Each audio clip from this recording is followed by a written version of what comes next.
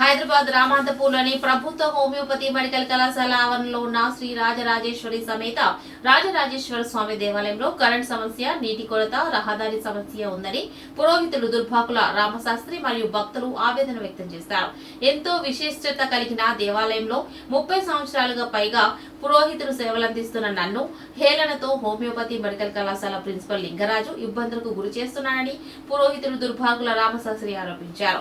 Principal భక్తులను కూడా రానియకుండా చేస్తున్నారని, ఈ దేవాలయం హోమియోపతి మెడికల్ కళాశాలకి చెందినది అంటూ పురోహితునికి బెదిరిస్తూ కేసులు పెడుతున్నట్లు పురోహితుడు ఆరోపిస్తూ ఆవేదన వ్యక్తం చేశారు. పురోహితుడిపైన నాపై కోపంతో ఈ దేవాలయాన్ని ప్రిన్సిపల్ లింగరాజు దేవాదాయ శాఖకి వెళ్లే విధంగా చేశారన్నారు. 30 సంవత్సరాలుగా జీతం లేకుండా భక్తులు ఇచ్చే కానుకలతో ఈ దేవాలయంలో పనిచేస్తున్నాను. గత కొన్ని నెలలుగా దేవాదాయ శాఖ వారి ఈవో అంజయ్యను నియమించింది. ఈ దేవాలయానికి కరెంట్, నీళ్లు లేకపోవడంతో నవరాత్రులు కూడా చీకట్లో చేయవలసి వచ్చింది అని పురోహితుడు పేర్కొన్నారు. ఈ దేవాలయాన్ని అభివృద్ధి పరిచి పురోహితునిగా తండ్రి దారి చూపించాలని దుర్భాకుల రామశాస్త్రి ప్రాధాయపడుతున్నారు.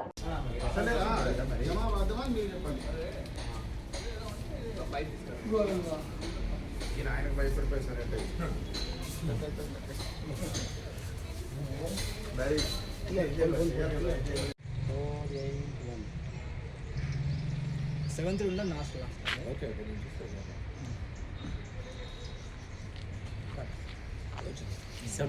ఓకే అన్నా ఆయన రాశారా సో ఇప్పుడు ఈవోగా అపాయింట్మెంట్ అని ఆయన ఏమంటారు మా క్యాంపస్లో ఉన్నది నా మాది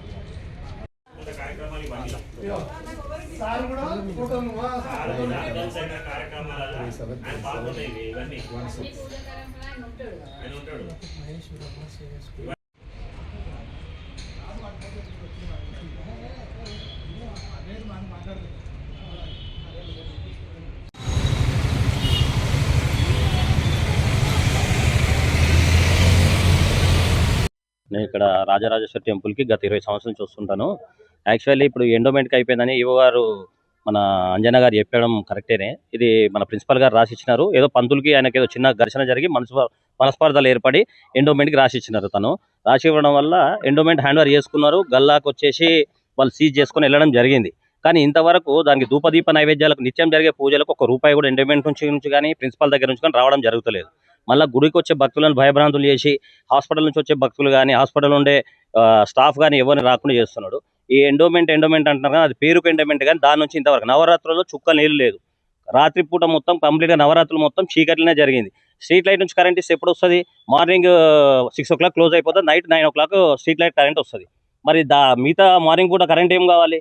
భక్తులు ఎవరు వచ్చినా చీకట్లనే ఏ ప్రోగ్రామ్ చేయాలనుకున్నా గుళ్ళ అభిషేకాలు ఏవి చేసుకున్నా మొత్తం చీకట్లనే జరిగినాయి.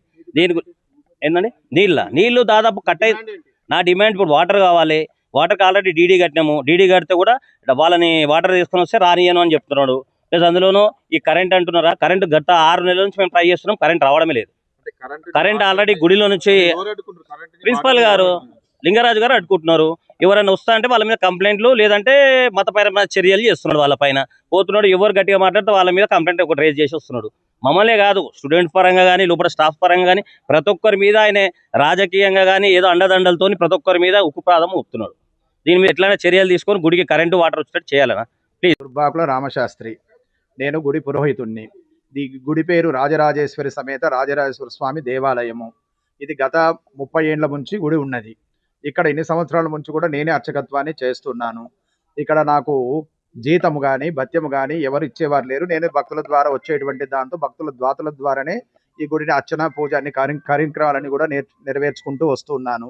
ఇక్కడ ఉన్నట్టు ఈ మధ్యకాలం వచ్చినటువంటి ప్రిన్సిపాల్ గారు లింగరాజు గారు ఇప్పుడు గుడిలోకి భక్తులను రానియట్లేదు, నన్ను సరిగా కూడా అర్చన చేయట్లేదు, ఆయన గౌరవించట్లేదు, మర్యాదించట్లేదు, నేనంటే లెక్కలేదన్నట్టుగా మాట్లాడుతూ ఈ కార్యక్రమాలన్నీ అడ్డుపడుతూ రేపు దేవాలయ కార్యక్రమాలన్నీ ఉండగా తాళాలు వేస్తూ భక్తులను ఎవరిని రానియట్లేదు. నన్ను అనేక విధాలుగా ఇబ్బంది పెడుతూ ఉన్నాడు.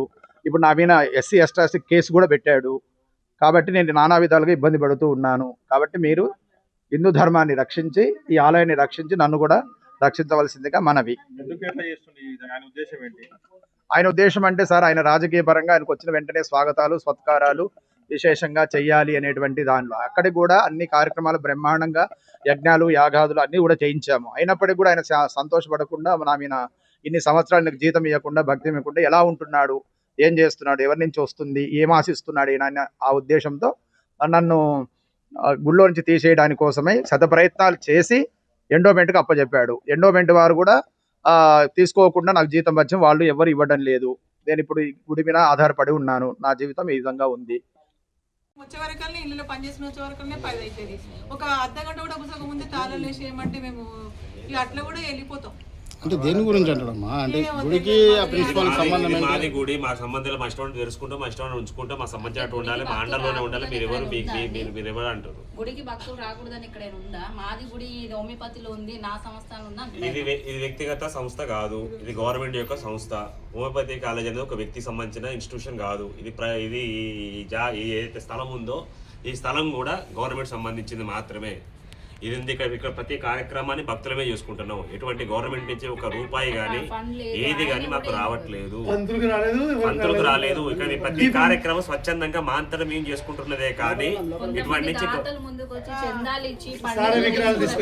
ఇక్కడ విగ్రహాలు ఇచ్చింది కూడా నేనే. విగ్రహాలు కానీ ఎంక్వైరీ చేశారు, ఎంక్వైరీ కూడా అయిపోయింది, కానీ అది రానిస్తలేడు. ఏ మేడం గారు కూడా వచ్చారు, అనురాధ మేడం గారు కూడా వచ్చారు. ఇదంతా ట్యూబ్ లైట్ ఫేస్ ఉందంటే 3 ఫేస్ చేసిస్తా అని చెప్పేసి అది మీరే భరించండి, దానికి 14,700 డీడీ అమౌంట్ అవుతుందంటే అది కూడా మేము బేరియడానికి రెడీ ఉన్నాం. కానీ ఆమెను కూడా బెదిరిస్తున్నాడు. ఈయన ఉన్న అధికార బలంతో ఇవన్నీ చేస్తున్నాడు. లేదనుకుంటే రాజకీయంగా మనం ఎక్కడ పోతే అక్కడ వేరే రాజకీయ నాయకుల దగ్గర పోయి కూర్చొని పొద్దు నుంచి సాయంత్రం వరకు ఇదే పని. పంతుల మీద కక్ష సాపు చర్య తప్ప ఇందులో ఏమీ లేదు ఆయన చేసేది. ఈ పంతుల జోలికి వచ్చి గుడిని మొత్తం భ్రష్టు పట్టిస్తున్నాడు అండి. మళ్ళీ పంతుల మీద లేనిపోనే ఎలిగేషన్స్, బ్లాక్ మ్యాజిక్ చేస్తున్నాని అవన్నీ ఇవన్నీ ఆయనకి ఎలిగేషన్ చేసి గుడికి పబ్లిక్ కానీ ప్రజలు ఎవరు రాకుండా పూజలు చేసుకుని భక్తులు రానికుండా చేస్తున్నాడు కంప్లీట్ గా. పంతులు గారికి ఒకరోజు జ్వరం వచ్చింది. అయ్యా వెళ్ళి నా పేరు రామకృష్ణ అండి, దీపం పెట్టయ్యా అంటే సరే అని చెప్పి వచ్చాను. ఆ రోజు సార్ వచ్చారు. వచ్చి ఎవరయ్యా అంటే నేను పంతులు అండి, ఇక్కడ సాయిరాం పంతులు గారు జ్వరం వచ్చింది, నువ్వు దీపం పెట్టావు ఈరోజు అంటే సరే అని చెప్పి వచ్చి పెడుతున్నావు. వచ్చి ఏమంటారు సారు, ప్రిన్సిపల్ సార్ గారు వచ్చి నువ్వు ఎవడు, నీకు ఎందుకు పెడుతున్నావు ఇడా, నిన్ను ఎవడు పెట్టుకున్నాడు, నీకు జీతం ఎవడు ఇస్తున్నాడు, ఏఈఓ చెప్పిండి నీకు అని చెప్పి నా మీద సంభాషణ చేస్తుంటే నేను అన్నాను, సార్ మంచిదండి మీరు అట్లా మాట్లాడకండి అని చెప్పి నేను నా పూజ నేను చేసుకున్నావు, నువ్వు పూజ చేయొద్దు ఏమో చేయొద్దు అని చెప్పి పంపిస్తున్నావు బయటికి. అంటే గుడికి తాళం ఏమంటుందా ఏమంటావు? గుడికి తాళం వేసేయి, నువ్వు ఎందుకు చేస్తున్నావు ఇక్కడ అని చెప్పి అంటారు.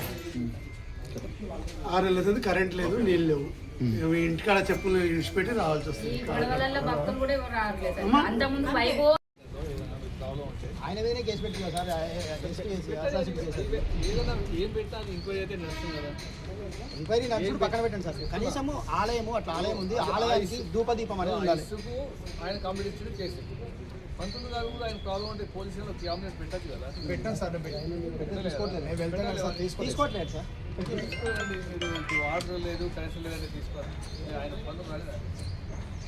వచ్చాం సార్, బ్రక్క పొందవల్ల వెళ్ళి అడిగాం సార్, రాసిచ్చాం సార్. అంటే ఎండోమెంట్ వాళ్ళది అయింది కదా, ఎండోమెంట్ వాళ్ళు ఇదే విషయం సార్. కరెంట్ లేదు, అదే వీడియో తీసుకుంటున్నాం, మళ్ళీ చేస్తాం. జై హింద్, భారత్ మాతాకి జై. నా పేరు గట్టు శ్రీనివాసాచార్యులు, భాగ్యనగర అర్చక పురోహిత సంఘ రాష్ట్ర అధ్యక్షుల్ని. విషయం మాకు ఒక 2 రోజుల క్రితం తెలిసింది. ఇక్కడ యూనివర్సిటీ దగ్గర ఉన్నటువంటి ఆలయంలో కరెంటును వాటర్ను ఆలయానికి 2 కట్ చేశారని తెలియగానే ఇమీడియట్లీ నిన్న రావడం జరిగింది. నేను పూజారి గారితో మాట్లాడడం జరిగింది, ఇక్కడ భక్తులతో కూడా మాట్లాడడం జరిగింది. విషయం ఏదున్నా హోమియోపతి కాలేజీలో ఉన్నటువంటి ఒక ఆవరణలో ఆలయం ఉంది. ఏ ఇష్యూ ఉన్నా కానీ ఆలయానికి కరెంటును కట్ చేయడము, వాటర్ని కట్ చేయడము అనేది ఎంతవరకు సమంజసం అనేది చెప్పండి ఒక్కసారి మీరు. ఈ విషయమై నిన్న నేను ఫేస్బుక్లో డైరెక్ట్ లైవ్ పెట్టాను, అందరికీ తెలియాలని, ఇటు బ్రాహ్మణులకి ఇటు హిందూ సమాజానికి అందరికీ తెలియాలని అది కూడా పెట్టాను. ఆ విషయం అనేది తెలుసుకున్నాడు. అయిపోయిన తర్వాత ఈరోజు పొద్దుటి నుంచి నాకు ఫోన్లు, పొద్దున్నే పోలీసు వాళ్ళందరూ వచ్చి ఇక్కడ ఉన్నారు. అయినా మేమందరం ఇక్కడ కలిసికట్టుగా వచ్చి ఒక ఆలయాన్ని కాపాడాలనే ఉద్దేశంతో మేమందరం వచ్చాము. ఒక్కసారి మీకు మీడియా ద్వారా తెలియజేస్తున్నాను, ఇదే ఆవరణలో ఇంకా వేరే ఆలయాలు ఏదైనా ఉంటే అట్లాంటి వాటికి కూడా కరెంటు కానీ వాటర్ని కానీ కట్ చేసి అంటే అటువంటి సత్తా వారికి ఉన్నదా ఒకసారి నేను మీడియా ముఖంగా మిమ్మల్ని అడుగుతున్నాను. 8 నెలలైంది, ఇంతవరకు ఆలయంలో వాటర్ లేదు, కరెంట్ లేదు, భక్తుల ఆలయ అర్చకుడు కూడా 8 నెలల నుంచి జీతం లేదు. ఆ విషయం వేరే. ఇదివరకు 20-30 సంవత్సరాల నుంచి ఆలయ అర్చకులు ఇక్కడనే జీతభత్యాలు లేకుండా చేస్తున్నాడు. ఈ విషయమై ప్రిన్సిపల్ గారు ఈ ఆలయంలో ఈ అర్చకుడిని తీసేయాలనే ఉద్దేశంతో ఎండోమెంట్కి హ్యాండ్ ఓవర్ చేశారు. ఈ ఆలయాన్ని ఒకసారి చూడండి, ఎండోమెంట్ స్వాధీనం చేసుకోవచ్చా ఒకసారి మీడియా మీరు కూడా బయట నుంచి చూడండి. ఆలయం ఒక పెద్ద ఆవరణలో ఉందా, అంతస్తులున్నాయా, దీనికి ఏమైనా భూములు ఉన్నాయా, దీనికి ఏమైనా కోట్ల ఆదాయం వస్తుందా? సరే, అది అయిపోయింది. 8 నెలల నుంచి తీసుకున్న 8 నెలల నుంచి ఆదాయం వ్యయం ఉన్నా లేకున్నా ఎండోమెంట్ ఆదాయం తీసుకుందంటే ఆలయ అర్చకుడికి కంపల్సరీ జీతభత్యాలు ఇవ్వాలి. సరే, అది పోనీయండి. అయిపోయిన తర్వాత ఆలయంలో భక్తులు వచ్చి అభిషేకాలు చేస్తుంటే వాళ్ళని కూడా అభిషేకాలు చేయనీయట్లేదు, తాళాలు వేస్తున్నారని ప్రధానంగా మీకు మీడియా ముఖంగా మీకు కూడా తెలియజేశారు వారు. ఇది ఎంతవరకు సమంజసం చెప్పండి. మాకు బెదిరింపు కాల్సు, మీరు ఎట్లా వస్తారో చూస్తామని మాకు బెదిరింపు కాల్సు. ఈ విషయమే మేము మీడియా ద్వారా మిమ్మల్ని తెలియజేస్తున్నాము. 8 నెలల నుంచి లేదు, ఒక 2 రోజులలో ఈ ఆలయానికి కంపల్సరీ వాటర్, కరెంట్ కంపల్సరీ కావాలి. లేనిచో ఈ ఉద్యమం అనేది ఇంతటితో ఆగదు. దీన్ని ఉధృతం చేస్తాం. ఎంతవరకైనా వెళ్ళగలుగుతాం. వారి పై స్థాయికి వెళ్ళినా ఆ పై స్థాయికైనా మేమైనా వెళ్తాం.